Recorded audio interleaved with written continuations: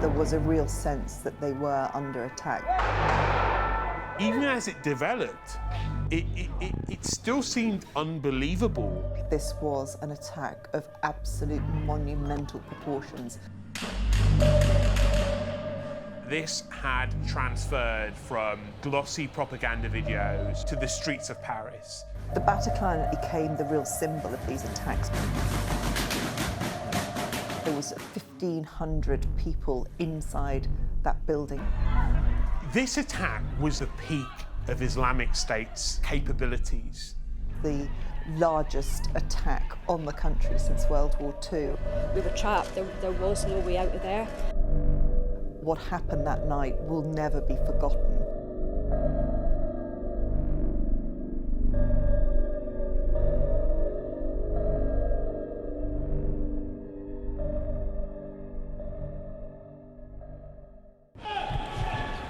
There's an adage that's used by a lot of police and law enforcement officials, counter-terrorism officials, which is one's an incident, two's a coincidence, and three's a trend.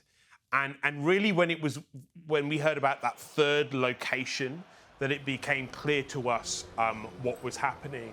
Clearly, a coordinated, marauding terrorist attack that was taking place.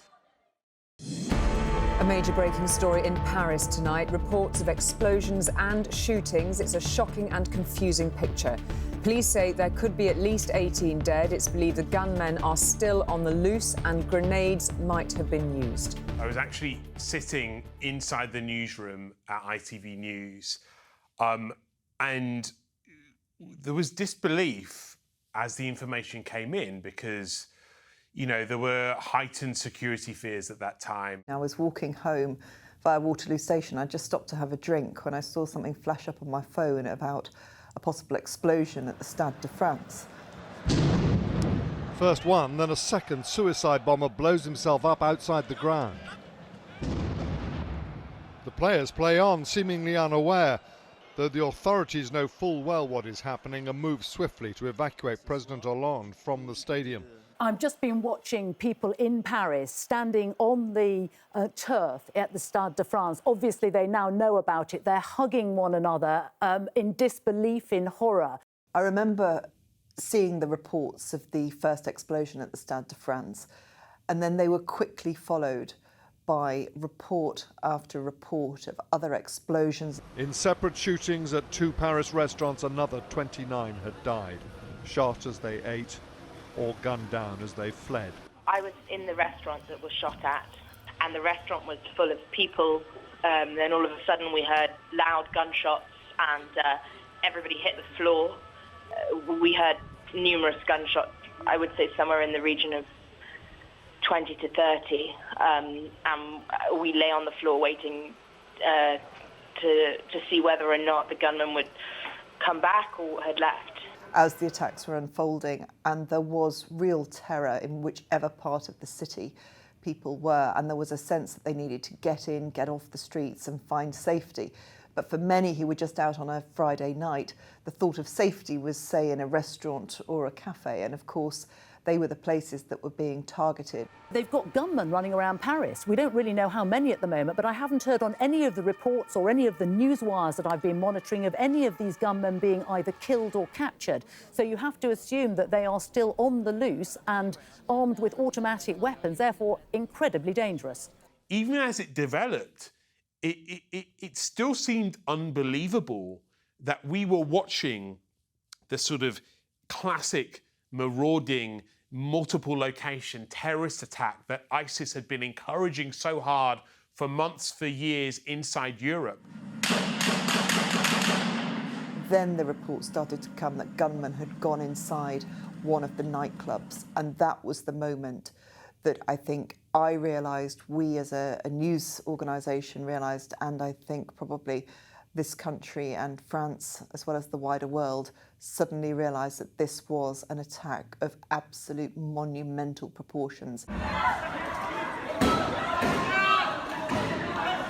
I remember clearly it was a cold evening here in London and in Paris, and people were glued to their phones because this was a kind of live action case study in how the worst of these attacks happen. They're not occurring in one place. They're occurring in several locations, and they're occurring at different times as well, right across the expanse of a busy capital city. The band, the Eagles of Death Metal, were playing, blissfully unaware of the carnage about to be wreaked on their young audience.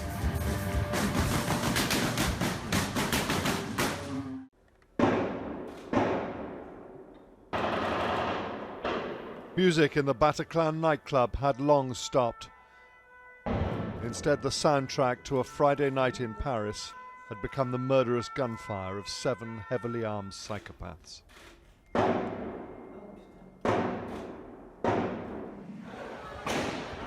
The gunshots you hear are killing people. Dead and wounded are left lying on the ground just outside the door. We've obscured their bodies. The difference between life and death, just a matter of feet. There was 1,500 people inside that building at the time when they came under attack. I remember hearing from survivors that they heard the bangs and they thought that there was something going wrong on the stage. They didn't realise that they were under attack and that people were opening fire on them. I saw the gunmen, and there were several of them, and people started shouting, "Get down," you know, so like drop to your knees. They were shooting. They were aiming towards the crowd. They told us not to look around, but the feeling was like a bloody mess. Some people were alive and had to stay for several hours among dead corpses. It soon became clear that this was pre-planned, this was well organised, this was incredibly well thought through. Found a door to a cellar, which we just ran into, but then realised we were trapped. There was no way out of there, and we just thought, they're coming, you know, we're going to die. We tried during 3 hours not to make any noise, which was the first hour very difficult because we could hear the sound of the machine guns like we were very close, like the walls were shaking. Some of the doctors I spoke to had worked in Afghanistan, and they said that the injuries that they saw being brought in from the Bataclan and from some of the cafes were battlefield injuries. They were not the kind of injuries they would have expected to see in a civilian population. In that period, on that Friday night, this had transferred from glossy propaganda videos to the streets of Paris. And it was clear that they were targeting venues that felt like they were striking right at the heart of French life and French society, because that was the purpose of targeting these places.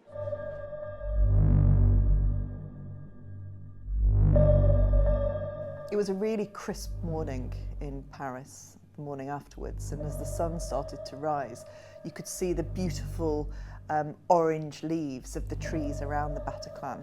And then if you looked down onto the ground, you could see the dreadful red of the blood as it rolled down the street.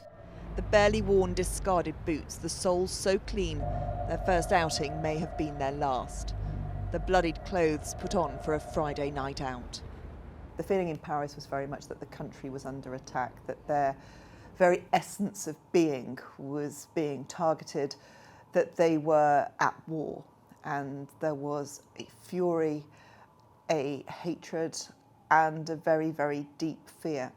We are really afraid of what will be tomorrow.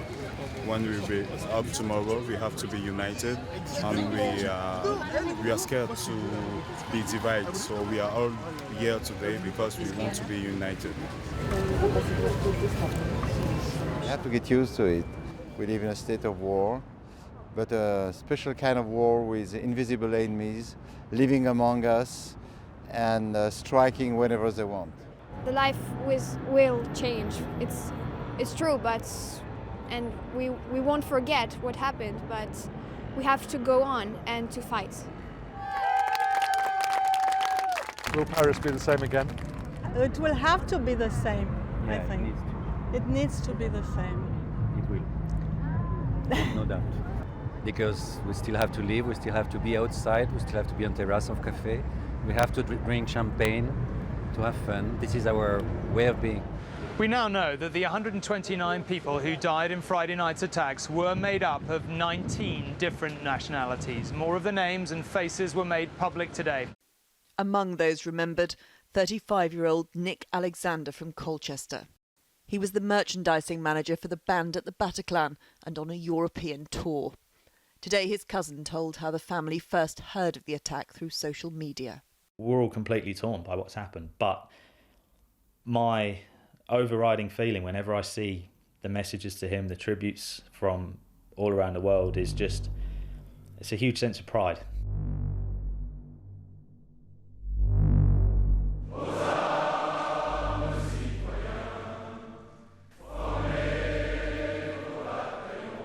It was as carefully coordinated as it was murderous.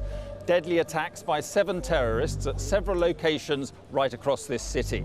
It is, says the French president, nothing short of an act of war by so-called Islamic State. This was the largest attack on the country since World War II, and France's allies very much came out in support, and you could see that support in political statements, in visits from world leaders, but you could see it more simply from the flags that were left amongst the flowers and the candles. There was no doubt that this was a moment where France was in trouble, France was under attack, and its allies very much wanted to show support and respect. The victims of the attacks were very much, of course, in the thoughts of the French football team in their friendly at Wembley tonight. It was their first game since last Friday. Wembley has fallen silent many times before, but rarely, perhaps never, has it meant so much. Players side by side, a symbol of defiance and solidarity. In terms of the security implications in France, in the UK, across Europe, I think everything changed that day. Everything changed that night. And from the next day, you could feel the difference in sports venues, in theatres, in music venues. The sense of what was possible, what the worst possible situation looked like, seemed to change for everyone.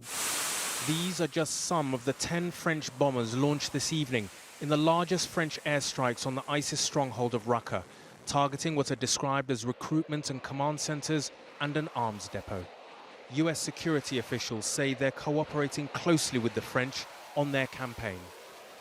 The airstrikes came as world leaders gathered for the first time since the terrorist attacks for a G20 summit, dominated by one overriding issue: how to not just confront ISIS, but destroy its hateful ideology.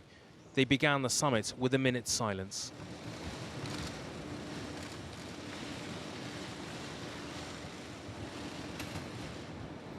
ISIS suicide attack in the Turkish capital Ankara last month killed over 100. President Erdogan warned fellow leaders ahead of the summit that what happened in Paris meant the time for talking about ISIS was over. It's a sign of the sense of urgency here that even Presidents Obama and Putin, so at loggerheads in their policies over Syria, were locked in an intense huddle on the sidelines that lasted for a quarter of an hour. Everywhere you looked, there were intense discussions. The conversation I will have with Vladimir Putin is to say, look, there is one thing we agree about, which is that we'd be safer in Russia, we'd be safer in Britain if we degrade and destroy ISIL, and that is what we should be focusing on. You have to remember that the global security picture at the time was so different to what it is now. The real concern for so many European governments was what was happening inside Syria. What IS was doing was not simply a matter for people living in Syria, but also people living out here in the UK and across Europe as well. 2015 was a particularly difficult year for the French. There was a real sense that they were under attack. There'd been the Charlie Hebdo massacre in the January, which I'd covered, and then there had been multiple smaller incidents during the course of the year. Perhaps most memorably in Nice, on the seafront, the man with driving a lorry ploughed into a crowd, many people killed on a day of national celebration in France. And it felt to people in Nice, I remember being there on the ground, it felt this sense of shock. Not just because this had happened, but because this had happened again. In the days after the attacks, the sense of fear was really palpable, and it caught all of us. As news filtered out during the course of the evening that a gunman might still be on the loose somewhere, it didn't take much to create whole-scale panic. This was the Place de la République, just after 6 p.m. The rumour spread like lightning that a gunman was approaching. We were filming about 100 yards away at the time. I was asking some young Parisians about the impact of this tragedy when the panic outside triggered chaos inside too. You say you don't want to be scared. Is the reality you will think twice next time you're going out on a Friday or a Saturday night? I don't think so, honestly, because like, how can you tell this is going to happen this day or tomorrow? You cannot know, so it's better not to think about it because you cannot do anything about it, so...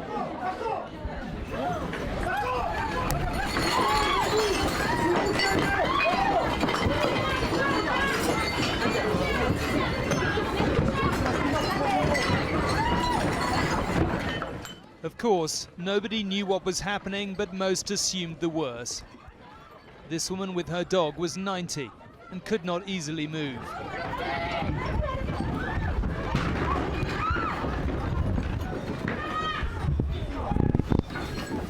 All anyone could think of was how to get out. In the end, no one could really say what had triggered such panic, but in a city full of rumours, it left many still more shaken. President Hollande told the country's politicians, and its people for that matter, that the attacks were planned in Syria, but organised in Belgium.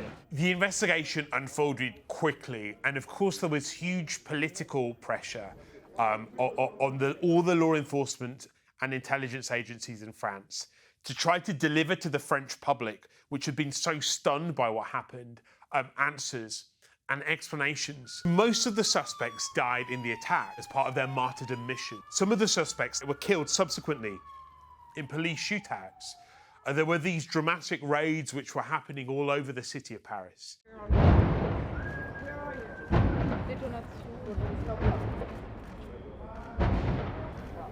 The president says this country is at war. As dawn broke, it looked like it, felt like it, and sounded like it. With the army on the streets, special forces blasted through the flat's reinforced door. Their quarry, the mastermind of the Paris attacks, and his followers.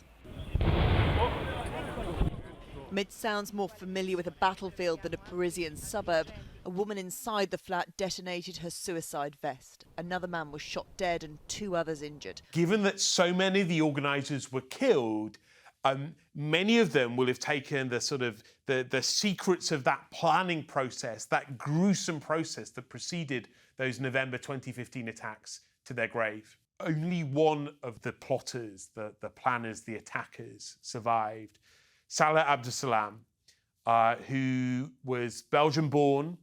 You know, he acquired French nationality. He had Moroccan heritage. And the suspicion early on was that he had crossed the border not long after the attacks themselves. He, for whatever reason, didn't blow himself up. He didn't do what some of his co-conspirators had done. And it took months of him on the run, which ended in this dramatic shootout in a residential street in Brussels. This attack was not the peak of Islamic State's intentions to inflict terror in Western Europe.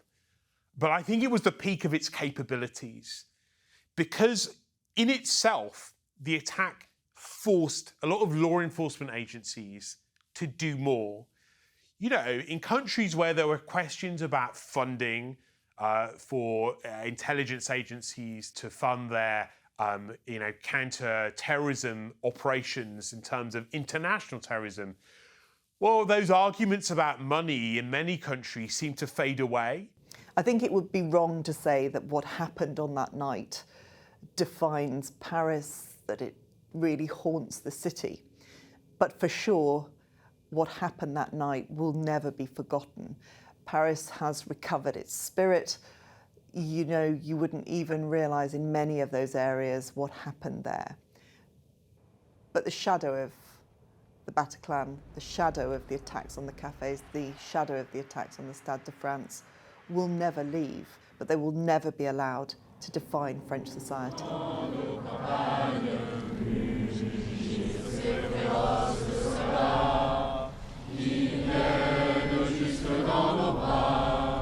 Attacks come in periods and they go, and nothing in Europe has equaled what happened in 2015. But the ideas remain, and you know, even though the capability of a group like IS to mount an attack like this in somewhere like Paris has been so significantly reduced, the willingness and the ambition to do so is undoubtedly still there.